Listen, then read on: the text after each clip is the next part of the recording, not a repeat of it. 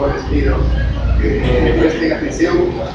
Lo que sí les digo, les prometo que las preguntas que van a enviar para el examen van a ser netamente de acá. Así que a ellos que están queriendo dormir, ya, vamos a empezar. Entonces Sí, es medicina. Sí, pase. Pase. Siéntate por este lado para no dar el suelo. Siéntate para acá. Siéntese por acá, por favor. No quiero dar la espalda y no poner acá.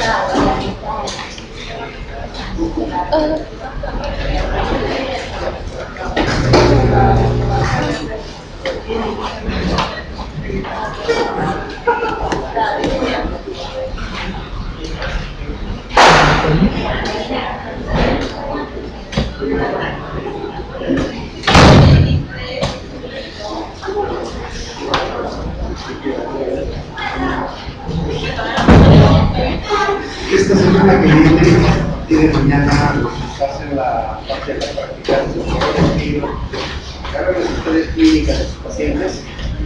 Escucha, ¿verdad? ¿Se escucha? ¿No? Sí, ya.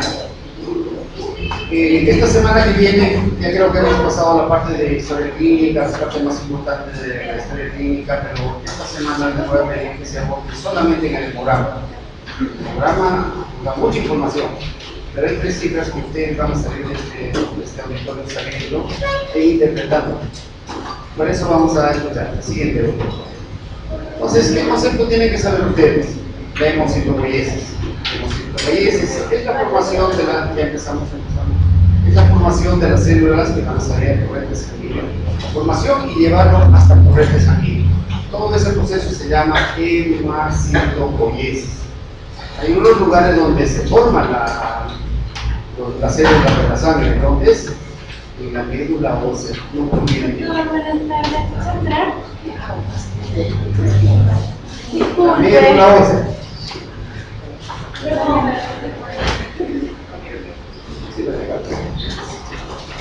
La médula ósea, que todos sabemos que es el lugar donde se forma la sangre. Por eso hay muchas enfermedades. Cuando encontramos la sangre y queremos saber qué está pasando en el lugar donde nace la sangre, hacemos el aspirado de la médula ósea y ahí vemos a todas las células jóvenes.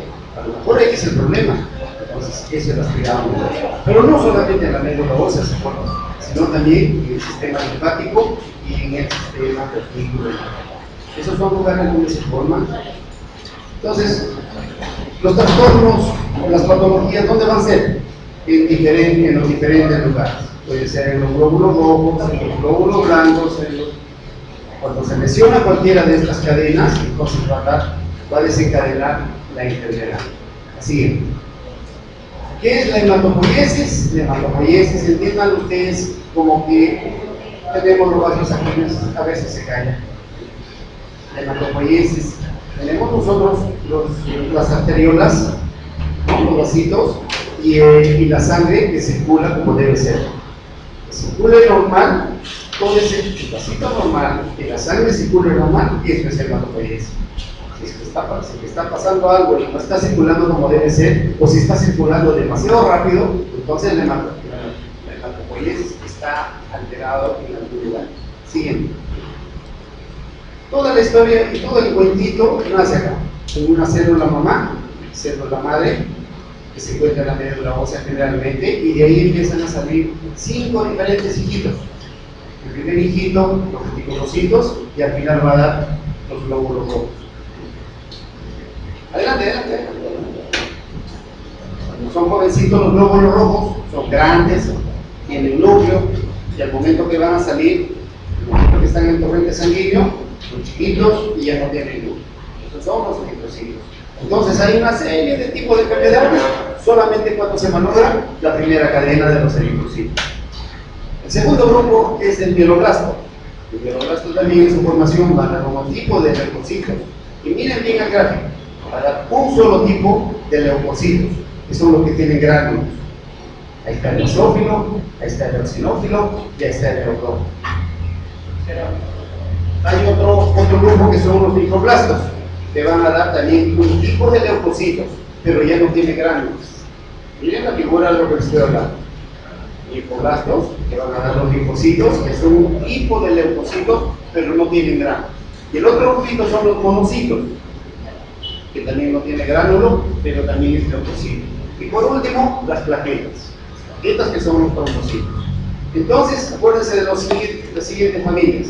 5 familias importantes: los eritrocitos, los mieloblastos, que va a dar todo esto, el linfocito, el monocito y las plaquetas.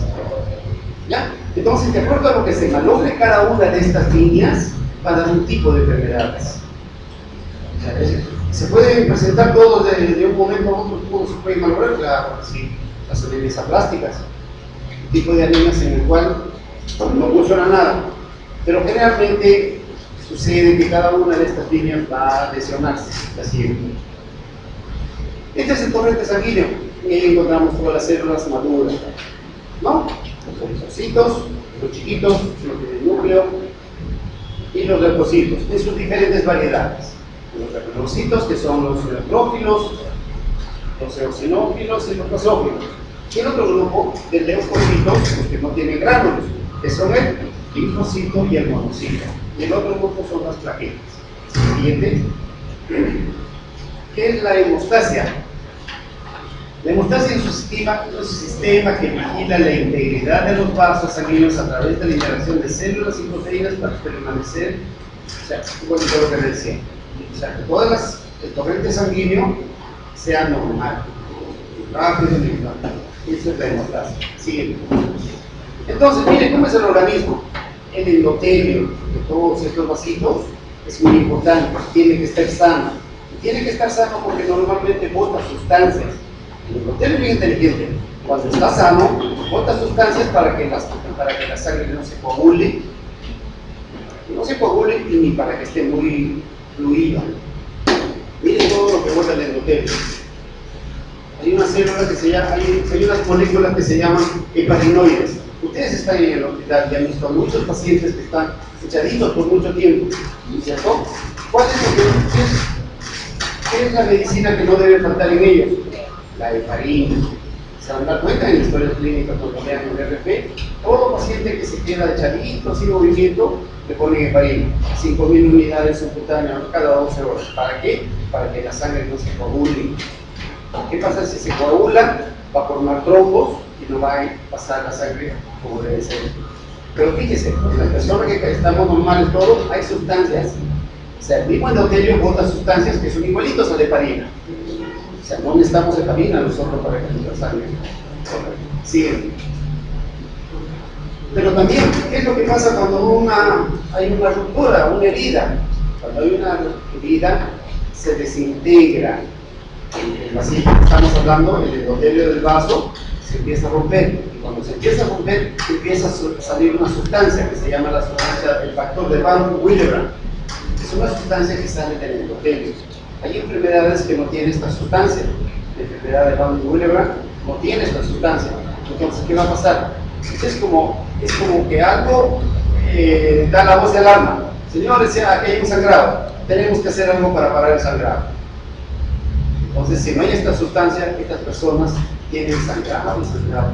No se coagulan. O sea, es importante que haya esto. Entonces, fíjense, ahí vemos el dibujito, la parte central se ha desintegrado un pedazo.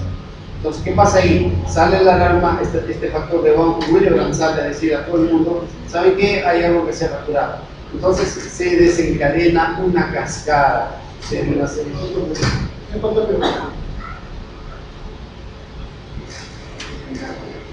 Entonces, esta voz de alarma hace que todo el sistema de la sangre empiece a pasarse la voz entre ellos y vayan, y las plaquetas van de inmediato.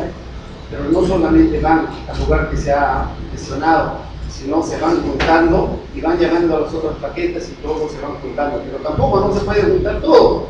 Si se juntan todos, obstaculizan toda la cavidad de esta arterita anterior, la chiquita, y entonces la sangre no va a pasar.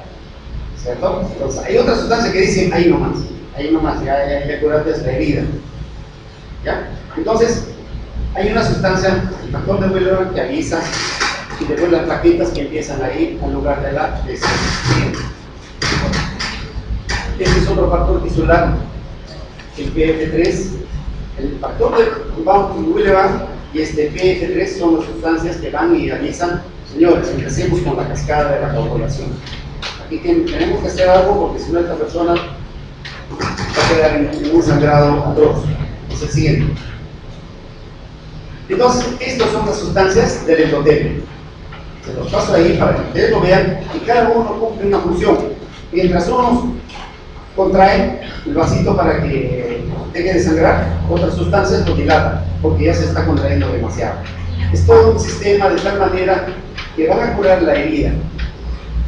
La prostaciclina que hace vasodilatación, el óxido nítrico que hace vasodilatación y todas las que siguen.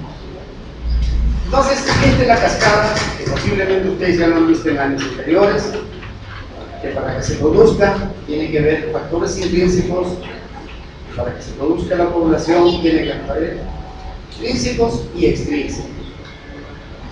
Para formar el trombo que está abajo, entonces tiene que haber los factores intrínsecos, que son el 12, que son el 11, el 9 y el 8. Y los extrínsecos, que son el 7, el 4, que es el calcio, y el 5. Entonces, ¿qué pasaría si alguno de estos factores falla? ¿Qué pasa?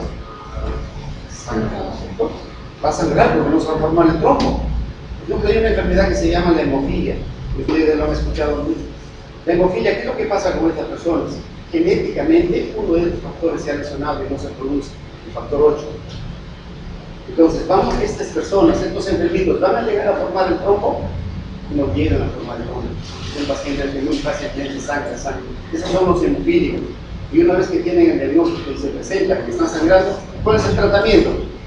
Le damos el factor 8 que lo mismo sucede con el factor 9, la hemofilia B. Falta el factor 9. Entonces, no hay el factor 9 y la persona empieza a sangrar. Un pequeño golpe, empieza a hincharse, se hace un hematoma intenso si es que no se ha hecho lesión de la piel. Si se ha hecho lesión de la piel, empieza a sangrar y no hay cómo pararlo. Lo llevan al hospital, sabemos que es hemofilia B. ¿Qué le ponemos de tratamiento? Factor 9. Así la medicina es así de simple. Si le falta factor 8, le ponemos el factor 8. Y recién con eso, poniéndole el factor 8, el paciente puede formar el trombo. ¿Ya? Siguiente. Entonces, esto es el nombre que no deben aprenderse ustedes, solamente para que tengan una idea, porque deben saber cuáles pertenecen al factor intrínseco y cuáles pertenecen al factor extrínseco. ¿Por qué? Porque cuando nosotros hacemos el examen de sangre, le pedimos el siguiente. Esta partecita lo paso después, porque la voy a poner. Bueno, entonces, vemos las 5 familias. En las 5 familias hay una familia que les hablé que se llama las plaquetas. Las plaquetas son unas sustancias también, unas células que se forman. Y ustedes deben saber la cantidad normal. La cantidad normal es de 150.000 a 400.000. Y cuando agarren una historia clínica, vean ustedes la cantidad. ¿Qué pasa si esta persona tiene 20.000 plaquetas? Las plaquetas me van a ayudar a coagular. Pero si tiene 20.000, es una persona que se va a sangrar. Tengo que, ¿el tratamiento cuál es? Ponerle unidades de plaqueta. ¿Ya? 150.000 a 400.000. Y lo que pasa con estas plaquetas es que su tiempo de vida es poco, es corto, es una semana, de 8 a 10 días. Entonces hay pacientes que llegan hasta 5.000 plaquetas. Cada vez que va bajando la cantidad de plaquetas, el sangrado, cualquier pequeña lesión. Si usted tiene un paciente con 50.000 plaquetas y le hacen la extracción dentaria, no va a dejar de sangrar. Sí, te va a sangrar y toda la noche va a sangrar.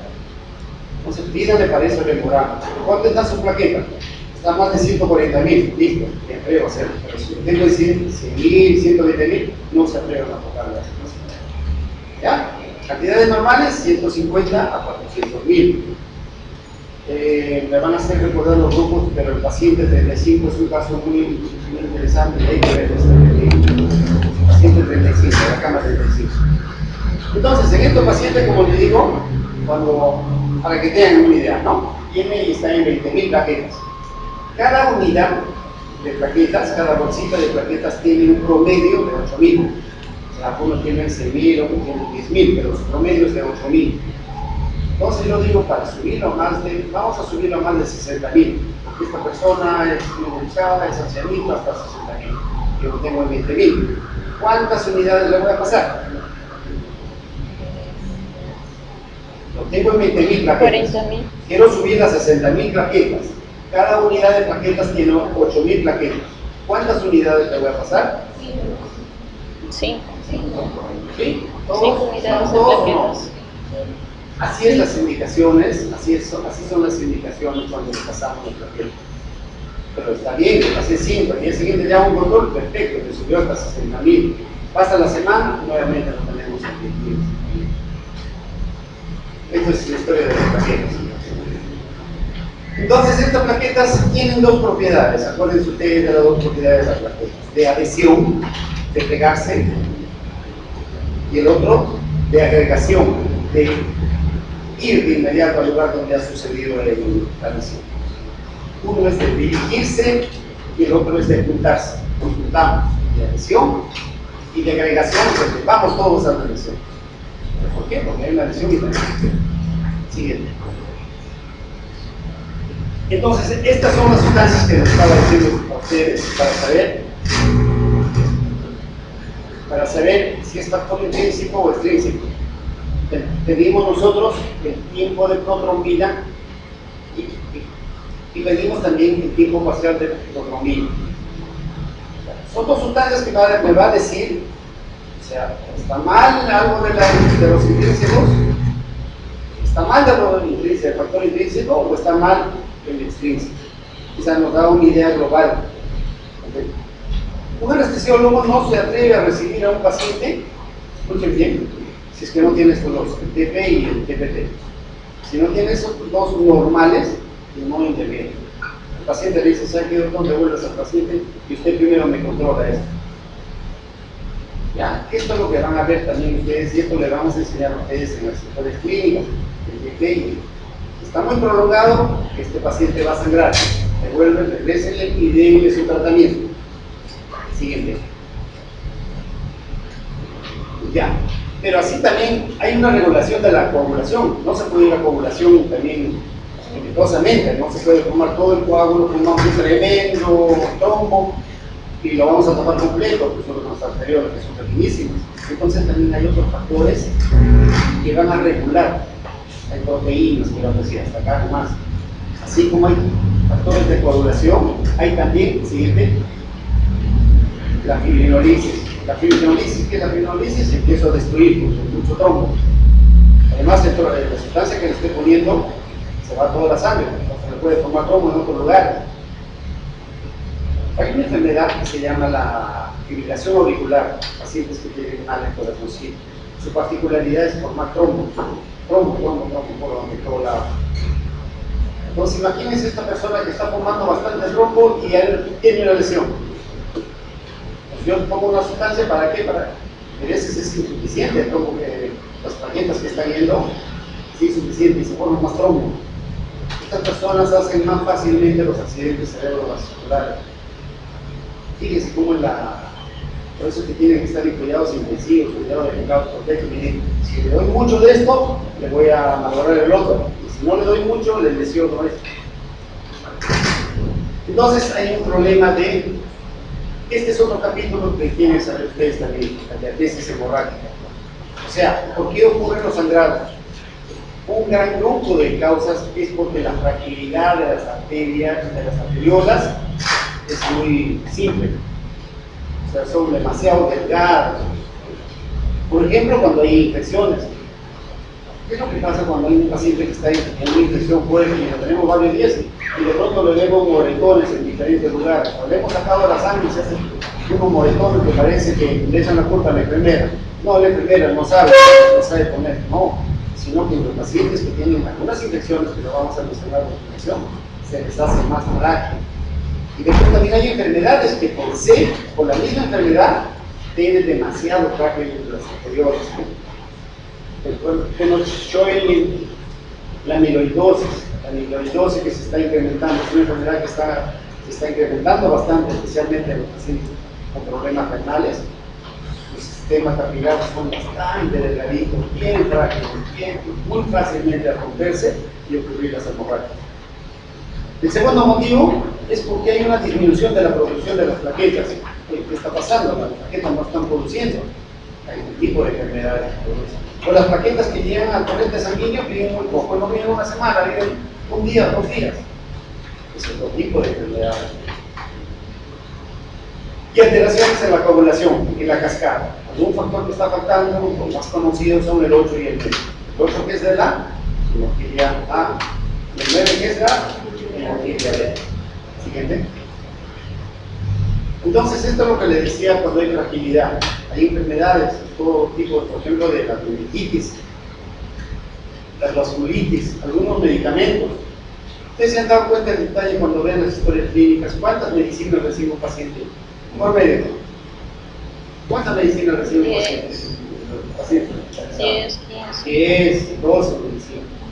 Y nunca se olviden ustedes que todo medicamento, ahora, todo medicamento, hasta las mismas vitaminas, tienen efectos secundarios. Efectos secundarios que son malos. Por eso cuando recetan magnesio, tomen magnesio todos los días en los abuelitos, escuchan 20 televisores, los ponen lo máximo en su alrededor, todos toman su magnesio, después llegan a la agencia. No, cuando la persona que ya está en la selva, toma tu sangre de grado, llegan a la emergencia, a lugar que digestivo.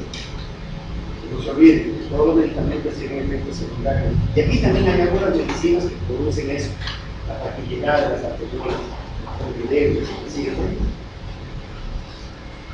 hemorragia con trombocitopenias. Entonces, de aquí, tú le dices una pregunta. Ahí dice bien claro: menos de 20.000 plaquetas produce un sangrado espontáneo. Pregunta de examen: ¿a partir de cuánto de plaquetas produce sangrado espontáneo? La respuesta está: 25.000, 20.000, 15.000. ¿Ya? Felizmente todos han venido, ¿no? Porque ya les he dicho que aquí no me voy a sacar la pregunta. 20.000 plaquetas. 20.000 plaquetas, menos de 20.000 plaquetas, produce sangrado espontáneo. ¿Qué es un sangrado espontáneo? Estás conversando tranquilamente con una persona y empieza a sangrar por sus encías. Ese es sangrado espontáneo. ¿Pero qué pasó? ¿Te mordiste? ¿Te chancaron? ¿Te tiraron a un lado? No, nada. De un momento a otro salió. Ese es el sangrado espontáneo. Menos de 20.000. Menos de 20.000 plaquetas. Ya está, pero menos de 20.000. Ahí está, yo les he dicho de acá, no me lo voy a contar. Ahí no dice más de 20.000. Menos de 20.000 produce sangrado espontáneo. Y de 20 a 50.000 sangrados postraumáticos. O sea, te toco y ya, o sea, te agarro, oye, ven para acá. Te agarré nomás, basta que te agarré y te jalé, ya tienes ahí un moretón, tremendo moretón. ¿Ya? Entonces, estas cantidades, por favor, en las historias clínicas, vean. Si no se menos tienen ninguna idea cómo son las plaquetas en el torrente sanguíneo. Siguiente. Cuando hay plaquetas bajas, lo primero que observamos en el paciente son los petequias. Fíjense esa figura y no se olviden nunca. Esas son las petequias. Petequias son puntitos que aparecen en todo el cuerpo, indistintamente en cualquier parte, pero aparecen esos puntitos y son petequias. La primera causa de las petequias son por falta de plaquetas. Esta enfermedad, el PTI, el grupo de trombocitopenia idiopática, es una enfermedad muy frecuente. Personalmente he visto morir a muchas personas jóvenes con PTI. Hacía la residencia en el Hipólito Hernández, personas de 23 años. Morían porque como les digo, ¿no? O sea, ¿cuánto tiene de plaqueta? 20.000, ya pones 8 unidades. Donante, tiene la familia, el lado, pero pasan 3 días, 4 días y otra vez le sube un poquito la plaqueta y se baja. Hay un lugar donde se mueren las plaquetas. ¿Cómo se llama ese órgano donde se mueren las plaquetas? El vaso. El vaso. El vaso. Entonces, para que no se mueran las plaquetas, ¿qué hacemos? Le Nos quitamos el operamos, vaso. les cortamos el vaso. Pero sin embargo, sin vaso, con corticoides, estos pacientes siguen teniendo plaquetas. Y con plaqueta baja, número 1, no nos manda a la calle. No nos manda a su casa, no le olvidar porque ese paciente se va a meter. se queda en el hospital, es un paciente inmunodeprimido, se va a infectar en enfermedades. Jóvenes, son jóvenes, pueden proteger. Siguiente. Miren, como esto es lo que se presenta en la lengua. Es una persona, no dice de edad, pero son las lesiones equimóticas del color de luz. ¿Por qué? Porque las plaquetas están mal. Siguiente. Esto también es el otro motivo por el cual sucede en las hemófilas. La A y la B y la enfermedad de hemofílica. Siguiente. Esto también tienen que entenderlo, todo hecho por qué, porque es una enfermedad muy frecuente. ¿A quiénes les da? ¿A los varones o a las mujeres les da la hemofilia? Como es la naturaleza. La naturaleza no solamente castiga, dice que es castigo a las mujeres porque dan a luz, pero esta enfermedad da solo a los hombres. Solo los hombres tienen esta enfermedad. Es como respuesta a ese castigo. Entonces son pacientes que con un pequeño trauma ya vienen las hemorragias. Llevan al hospital, es un paciente hemofílico, doctor, busquen el factor 8. El factor 8 hay ampollitas. Se les pone la ampolla y quieren que no se recupere. Así de rato. Siguiente. La hemofilia B, igualito. Siguiente. Entonces se verá bien, pero estas son las hemorragias virtuales. Esto se presenta muy fácilmente en estos pacientes que lo van a tener. Si ustedes tienen un paciente, muchas veces el paciente no les dice a ustedes qué enfermedad tiene. Esto lo he dicho siempre. El paciente que tuvo tuberculosis hace 20 años, cuando tú le empiezas a hacer el análisis, te cuentan que ha tenido tuberculosis. La mayoría se calla, no te dice.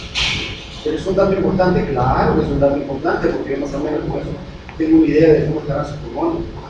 Entonces puede ser que el paciente venga al doctor solamente quiero para que me haga la extracción mental y viene y usted lo ven así. No, primero te quiero tu examen de sangre. En su examen de sangre y ven ustedes su plaqueta abajo, ven ustedes su tiempo de protonina prolongado, su TP o su TPT prolongado. Ah, no, anda. Esta enfermedad lo he puesto acá porque no es frecuente, es el rendro óseo. No es muy frecuente, pero se puede presentar. Y muchas veces las manifestaciones son a nivel de la cavidad oral. Ya la mucosa oral tiene lesiones que pueden presentarse en el labio, en la lengua, en la mucosa oral, en los carrillos. Son personas que sangran aparatosamente. Puede ser es el rendro óseo. O sea, cuando ustedes vean alguna lesión a nivel vocal, una lesión que le llame la atención, repito, ustedes, tienes tu hemograma, sufres alguna enfermedad, tienes que decirme si tienes alguna enfermedad, porque te voy a poner una medicina que puede hacer daño, que tiene que advertir al paciente. Asustarlo un poquito para que te cuente qué es lo que siguiente. Esto es lo que se presenta, miren, el rendro óseo. Los puntitos que aparecen en la lengua, no, ¿qué te pasó ahí? No, he comido algo así que estaba picante y me lesionaba. Pues. No tienen este tipo de enfermedades. Nosotros nos corremos. Después dicen, no, el doctor ha sido el culpable, ya por qué, mételo a la cárcel. La protrombina, igualito, cuando hay poco protrombina, ahí sucede esto. Esto es igualito de la cascada de los intrínsecos y de la cascada de los intrínsecos. Basta que falte un factor y se lesiona todo. Siguiente. Había un grupo de los mieloblastos, ¿recuerdan? En el segundo grupo, esos que no llegan a lesionarse. Y una de las enfermedades que tenemos aquí en el hospital. Yo creo que ahorita tendremos un paciente con un mieloma múltiple. Es una enfermedad maligna donde empieza a lesionarse. Si queremos en el paciente que viene simplemente porque se fracturó. Doctor, me he caído, pero me he caído así, simple, nomás me he agarrado de la cama y se ha roto mi hueso. Y hacemos la radiografía y vemos el huesito, llenecito de sacabocados, se llama.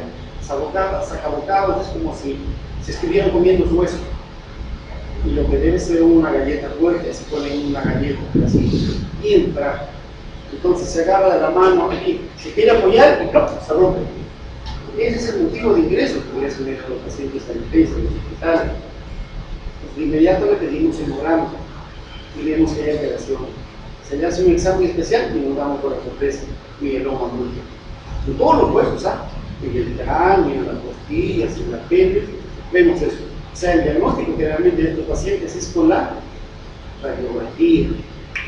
Es una enfermedad muy particular. Tienen los huesitos que bien carcomidos, como si hubiese entrado algo, si hubiese comido todos los huesitos. El pronóstico es malo. Sí. Fíjese, esta es una señora que tiene mieloma múltiple, pero sus lesiones se están clasificando en el maxilar inferior, en la mandíbula. Fíjense, claro, está edematizado, está rojo, no sabe qué es, le toman la radiografía y así se vuelve, es el huequito. Eso es como los sacabocados. No es un hueso compacto, sino es un hueso que siguiente. Y la misma lengua al costado y hay un tumorcito. Usted es un paciente con mieloma múltiple. Claro que en este lado ya se ve en la anatomía patológica y es más fácil de diagnosticar. Siguiente. El otro grupo de células, los linfocitos, también tienen sus lesiones. Lo más conocido es ese, el linfoma. Sí, yo creo que ustedes han escuchado de amigos, familiares que sí tienen el linfoma de Hodgkin, el linfoma de Hodgkin. Es cuando hay lesiones de esa cadena, de esa columna de células. Lo más conocido es el linfoma de Hodgkin, que son las neoplasias malignas. Siguiente. Tipo de linfoma, la cantidad de linfomas que existen. ¿No? Pero ustedes tengan conocimiento que hay un tipo de lesiones que a ese nivel, linfocitos, que tener grados de linfoma, que son las que serán más bravas. Siguiente. El linfoma de Hodgkin. ¿Qué deben saber del linfoma de Hodgkin? Es una enfermedad que se presenta un aumento de tamaño de los ganglios. Aquí hay una pregunta también para el examen. La clasificación del siguiente. La clasificación de ellos. El siguiente. Ya. La clasificación del linfoma. Empieza a ver un ganglio. Un ganglio en el cuello generalmente aparece en un ganglio. Si hubiese un ganglio chiquito y ustedes le hacen la biopsia, dan un toque con el diagnóstico. Pero no le da importancia, no le duele mucho, pasa el tiempo y le aparece otro. Entonces, la clasificación de uno es solamente un ganglio. Cuando aparece 2, 3, 4 encima del diafragma, ya estamos en el estadio 2. En el estadio 3 es cuando aparece un ganglio ya debajo del diafragma, en la piel, y el estadio 4 ya se centró por todo el organismo. Son los 4 estadios del linfoma. Uno, el siguiente, hay una figurita. Miren, este es un muchacho de 18 años. Simplemente tuvo un ganglio en el cuello. Ahí ven ustedes, chiquito, creció, no le dolía, no le fastidiaba, agarraba, solamente se doblaba y dice: tiene un ganglio. Lo primero que hacemos cuando no hay ninguna patología en la garganta, no tiene una amigdalitis de otras fuertes, no tiene nada de eso y apareció un ganglio, biopsia. ¿Biopsia para qué? Para ver qué cosa le está causando eso. Y con eso podemos. ¿Por qué? O sea, cuando en estas enfermedades, cuando nosotros damos el diagnóstico temprano, el tratamiento que le damos es bien agresivo que se puede curar. Hay un médico que está en Desahogar y tuvo esta enfermedad. Se diagnosticó temprano, le sirvió la quimioterapia, le sirvió la radioterapia, pasaba más de 5 años y está normal. O sea, cuando temprano damos el diagnóstico, el futuro es bueno. Siguiente. Anemias. Anemias es otro gran capítulo. Siguiente. ¿Qué sucede cuando baja qué? La hemoglobina. El otro grupo ya de las células. Baja la hemoglobina, entonces tenemos la anemia. Que puede ser por un sangrado, o se está produciendo muy poco hematíes, o se están destruyendo en las corrientes sanguíneas. Es diferente motivo.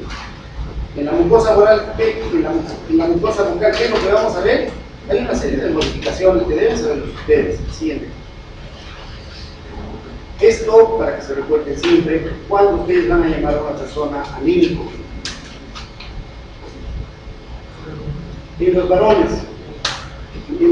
cuando tienen menos de 13, ya pueden ustedes decir que es anémico. En las mujeres y en los niños, menos de 12. Y en los gestantes, menos de 11. Si viene una mujer con 11.5, ¿qué van a decir ustedes? ¿Está sana o está anémica? No está sana. Mujer con 11.5 según esta clasificación. Está anémica. Una gestante con 10.5, ¿está anémica o está bien? Está anémico. Un niño con 13.5, ¿está anémico o no está? Está bien. Está anémico. Está bien. Un niño. Un varón de 18 años con 12.9. Todos. ¿Está bien o está mal? Está bien. Ojo que estas son cifras referenciales. 12.9 no lo voy a decir, ¿sabes qué? Ya estás anémico, ya. ¿No? Sino para mí ya me está llamando la atención y tienes que saber. Cuando estás comiendo bien, cuando está pasando algo contigo, tienes un sangrado, tienes alguna enfermedad, algo, y tu hemoglobina está bajando. ¿Y qué es el hematocrito? Es una concentración de los hematinas. ¿Cómo se obtiene ese dato? Multiplicando nuestra hemoglobina por ¿qué número se multiplica? Por 3. O sea, si nuestra hemoglobina es de 11, ¿cuánto voy a esperar su hematocrito? 33. Si su hemoglobina es 13, voy a esperar 39. 39. ¿Ya? Lean por favor esta disposición, porque como digo en el hospital, vamos a revisar la historia clínica. Y para que no estén perdidos, tienen que tener estas cifras referenciales. Y me gustaría escucharle, mire doctor, aquí está anémico, algo le está pasando. Por aquí mire doctor, su factor intrínseco está bajo. Su factor intrínseco está bajo. Siguiente. Anemia megaloblástica. Ya algunos son expertos porque lo están exponiendo en las clases. Falta la vitamina B12, el ácido fólico. Quiero que sepan aquí de la anemia megaloblástica que hay muchas personas que tienen anemia y siempre esta anemia se une con la diarrea. Pacientes que tienen deposiciones por buen tiempo y están con diarrea con seguridad que van a tener la anemia megaloblástica. Entonces también se pregunta, paciente anémico y con diarrea, ¿cuáles de las anemias es? Sarcopénica, megaloblástica, hepatocítica. Diarrea y anemia megaloblástica. Y otra cosa, paciente que viene y doctor sabe que en un momento yo no lo siento en mi mano, tengo hormigueo, y me está dando hormigueo, o mi pie derecho no lo puedo levantar, algo me está pasando. ¿A dónde va? El neurólogo. El neurólogo, si no le pide chlomogramas, si no le pide un dosaje de vitamina B12, no le pide el ácido fólico, está hecho, porque ahí está el diagnóstico. Si ustedes vieron esta enfermedad, la megaloblástica, ustedes le empiezan a poner el tratamiento, una semana de tratamiento de la cobalamina, o sea, la vitamina B12 intramuscular, la semana lo brinco, como se recupera. Siguiente. Entonces, en estos pacientes y casi todas las anemias hay debilidad, agotamiento, fatiga, adormecimiento, megaloblástica, como te dicen, adormecimiento de extremidades, piensen de inmediato en megaloblástica. Por eso que le dan la vitamina B12. Palidez de piel y mucosa, dispepsia, flatulencia, diarrea, megaloblástica. Y la glositis atrófica. El siguiente, hay una figurita que nunca deben olvidar sobre eso. Esto es una lengua típica, la mejor lengua, la mejor expresión de un paciente que tiene anemia megaloblástica. La lengua se pone depapilada, se pone como el espejito, como la luna, se pone de ese color, de fresa, por eso lo llamamos lengua aframbuesada. Es típico. Muchas veces solamente viéndole la lengua, tú tienes megaloblástica. Te la apuesto que tiene megaloblástica, porque es muy particular ese tipo de lengua. Siguiente. Bueno, y el ácido fólico que también complementa la lengua megaloblástica. El siguiente. Lo particular es que cuando hay menos ácido fólico, sucede esa rajadura. No sé si logran ver, pero al centro de la lengua, en la parte interior, hay como una fisura que se está llenando de materia. Entonces, ese es ácido fólico. Siguiente. Ferropénica. La ferropénica es una enfermedad que se presenta en la mayoría de los pacientes que tenemos hospitalizados. ¿Por qué? Porque tienen enfermedades crónicas. La enfermedad crónica que produce anemia ferropénica. Y una de las causas principales de las anemias ferropénicas es cuando es sangrado. Tenemos el canito que está abierto de la sangre, que empieza a irse de gota en gota, de día tras día, y se va y se va y se va. ¿En qué enfermedades? En las gastritis, en las úlceras del estómago, en las hemorroides, todas las enfermedades del aparato intestino. Y la persona simplemente empieza a sentirse fatiga, se siente fatigado. Cuando uno ve las deposiciones de color negro, negro oscuro, ahí sí, ni hablar, sangre. Porque generalmente cuando sale de gota en gota todos los días, no se ve ninguna transformación o cambio de color en las heces. Pues es un poquito difícil de identificar. Si viene el arsénico, yo veo su examen anémico, ciano, color de tus deposiciones, ¿ha cambiado? No, me dice, están igualitos. Pues muy bien. ¿Qué cosa le hago? Primero le hago el examen de investigar sangre oculta en heces. Siempre lo he contado, el casito que llegó al hospital de Contuname. Era un paciente que venía de Tarapoto, de esa zona, con 3 de hemoglobina.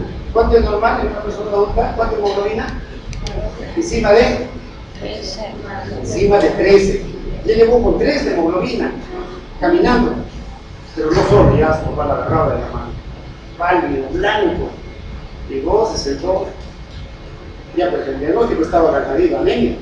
Está bien, yo le doy su tratamiento, pero ¿cuál es lo otro más importante? ¿Qué es lo que le está produciendo la anemia? Entonces le empezamos a hablar de eso. ¿Tiene sangrado en algún sitio en la nariz? No, no tengo ningún sangrado. ¿Dónde vives? En tal sitio. ¿Tienen agua potable? No, doctor, ahí tenemos un riachuelo y agarramos el agua, lo hacemos servir y le tomamos. Pero siempre tienes que tomar el vidrio, no, hay veces que tomamos el vidrio, porque hace mucho calor. Hacemos el examen de heces, urinaria, anquilostoma duodenal, son los dos más agresivos. El anquilostoma duodenal es un parásito que se agarra del intestino para comerse la sangre. Come la sangre. No es como la trichulis. Es otro parásito que se agarra porque no quiere soltarse de ese lugar. Se alimenta de otras cosas, no se alimenta de la sangre. Pero el hecho de agarrarse y ser bastante hace que la sangre vaya. A ese paciente le dimos el tratamiento para el anquilostoma duodenal y de una semana ¿cómo empezó a subir la sangre? Pues a mí. Siguiente. Entonces, las anemias ferropénicas, ¿qué van a presentar en la parte bucal? Palidez de las mucosas, lengua también despapilada y brillante. Hay glosodinia. ¿Qué es la glosodinia? Pregunta para el examen. ¿Qué es la glosodinia? Siente la lengua como si hubiese comido un picante, hay ardor, quema. Es un dolor tipo ardor, tipo quemazón. No solamente en la lengua, sino en toda la parte bucal. Se llama glosodinia. Eso se presenta en estos pacientes en la ferropénica. Queilosis, las lesiones en los ángulos de los. Siguiente. Miren esa figura. La figura dice que vale más que 1000 palabras. Lengua despapilada, lengua brillante, lengua pálida. Eso es la siguiente. Y para terminar, creo que ya se termina, la leucemia. La leucemia es otra lesión del otro tipo de la célula. Leucemia, ¿han escuchado ustedes? ¿Han tenido algún amigo que ha tenido leucemia? Espero que realmente lo invito. Se muere muy fácil, 3 meses, 4 meses, le diagnosticaron leucemia, se murió. El paciente de la cama 35, tiene leucemia. Y miren su examen de sangre, primero miren la historia clínica, lean la historia clínica con el doctor, digan, el doctor Rodríguez nos ha hecho para ver al paciente de la cama 35, para que entiendan este capítulo de leucemia. Y vean ustedes su examen. ¿Cuánto es normal de los leucocitos? 6.000, 10.000. Cada vez que aumentan, si tenemos el 15.000, los leucocitos es defensa del organismo, ¿no es cierto? Si aumenta es porque hay una infección, se ha metido una infección, tenemos una celulitis, o tenemos una apendicitis, entonces los leucocitos empiezan a crecer. 15.000. Si el médico le examina y ve que usted mete 1.000, sale de operación, le dice, y lo lleven usted. Porque la defensa del organismo, los leucocitos están saliendo al torrente sanguíneo porque ha invadido glóbulos. Pero ¿qué pasa si yo le encuentro 90.000? ¿Qué pasa si yo le encuentro 120.000 leucocitos en la sangre? O sea, en otras palabras, su sangre ya no es de color rojo, sino es de color blanco. Porque son como así, por eso se llama el glóbulo blanco. porque está invadido de glóbulos blancos. Esa es la leucemia.